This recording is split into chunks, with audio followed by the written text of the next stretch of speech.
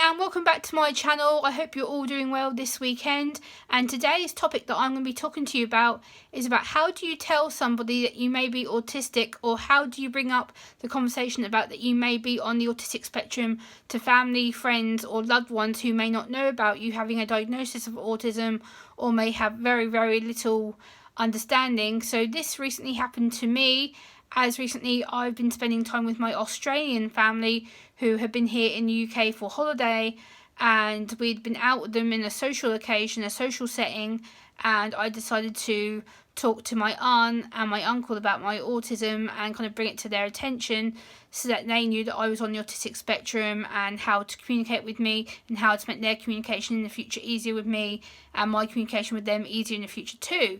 So later, as it turns out, I was actually told by my aunt that she actually works with autistic people and people with physical disabilities in her horse riding school. So she already had prior knowledge of me and autism and all other physical disability conditions, and she really reassured me, made me feel special, accepted, and we had quite a long talk about what autism means within the family, how it means to communicate with me, and did I need any help with communication, talking to her, etc. And she told me about some of her clients who she works with who have autism, who are regular clients at her horse riding school over in the Australia where she, my uncle and my cousins all live. And it really opened my eyes on how much I was frightened and anxious about telling them that I'm on the autistic spectrum. I was really worried about their reactions and how they were going to take it and how they were going to process it.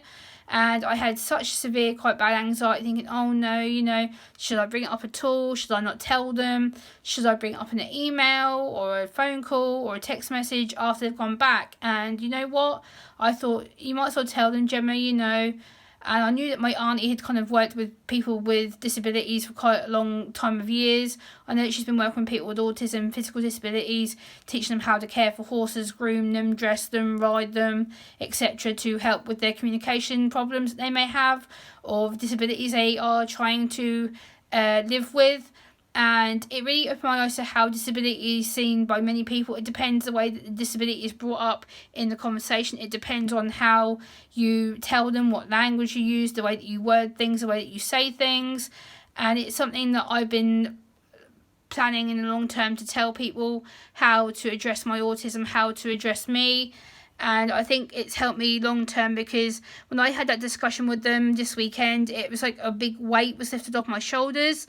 I was able to talk to them about how I felt being an autistic late diagnosed adult, how it felt to actually get that off my chest to them, and how I thought their reactions were going to be. And to be honest, their reactions have been nothing but excellent, nothing but reassuring, loving, supporting, comforting. And, they actually really accepted me. They still said, well, you're still our little Gem, you're still Gemma, that doesn't change, like nothing changes with me and you, how we communicate. And then obviously I had to tell my cousins, and which was more kind of socially awkward for me, because obviously they're quite younger than me, they're in their early 20s.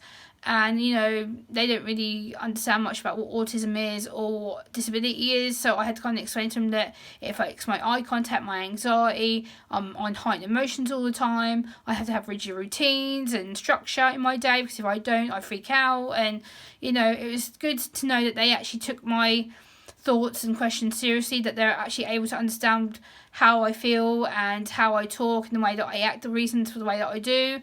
And to actually open up that discussion with them was really anxiety provoking, because we were in a busy social setting. We were at a bowling alley. It was loud, it was noisy, it was crowded, it was rather smelly. There was quite a lot of people around there. There was quite a lot of noise. So I had very limited time to try and talk to them. But, it was nice to be able to fully relax with them and talk to them about it and make them aware about how my autism presents itself and how I function in society every day by having my structure, my routines, my rigid timetable of doing things like filming these YouTube videos.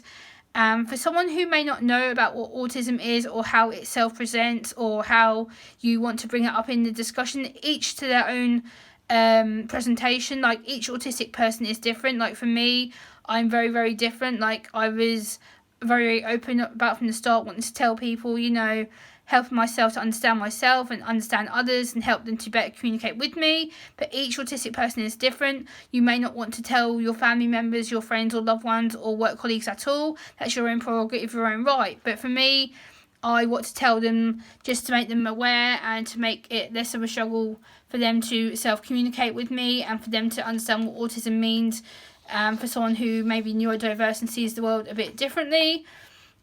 Also, knowing that I'm autistic, I didn't have to be ashamed of myself and the way that my anxiety presents itself. So for me, it was just the anxiety knowing, oh, should I tell them? Should I? Should I not?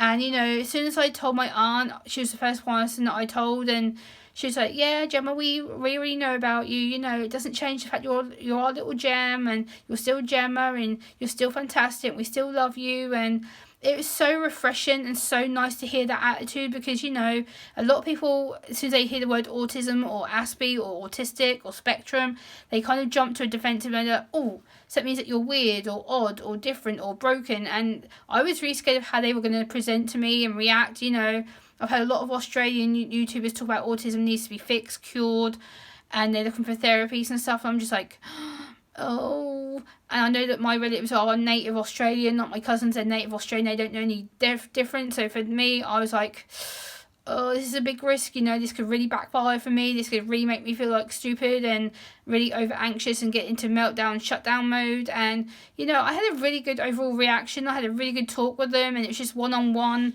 like talking to me like I am talking to you guys now on the camera.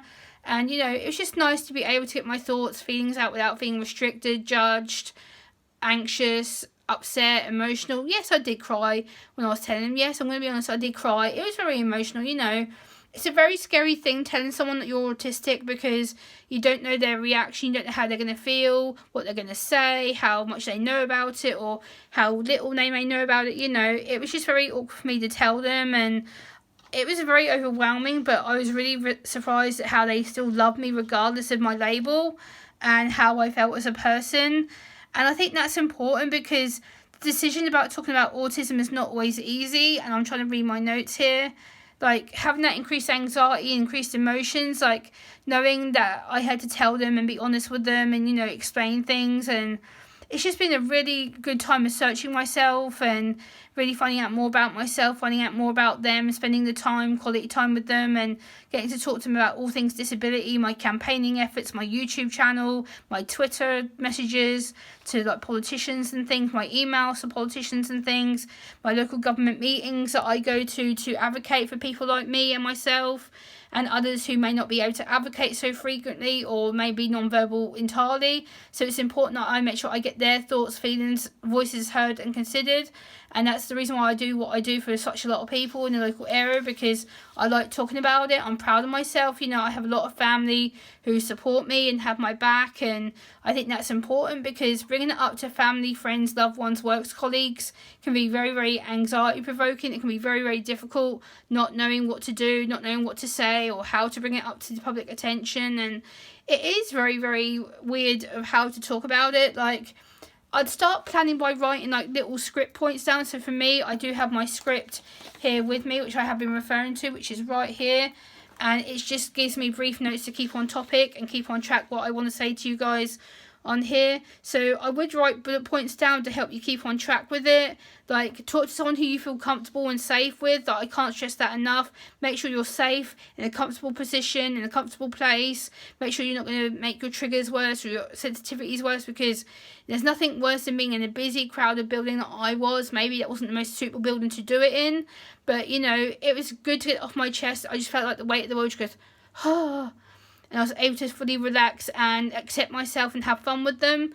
So don't be afraid of bringing autism up in discussion. Don't be afraid about bringing it up to people who you may need to tell, whether it's a work colleague, a friend, a family member, a carer, a professional social worker, anyone who you may come into paths with, because, you do need to declare your autism. It is a legal obligation here in the UK. I'm not sure across the world where you may be at, if it's Canada, the US, how you guys deal with local medical things. But in the UK, you do have to declare it as a medical issue. It is a legally diagnosed disability. But yeah, I hope you've enjoyed hearing my perspective on how to talk to someone or how to bring the subject of autism up to people.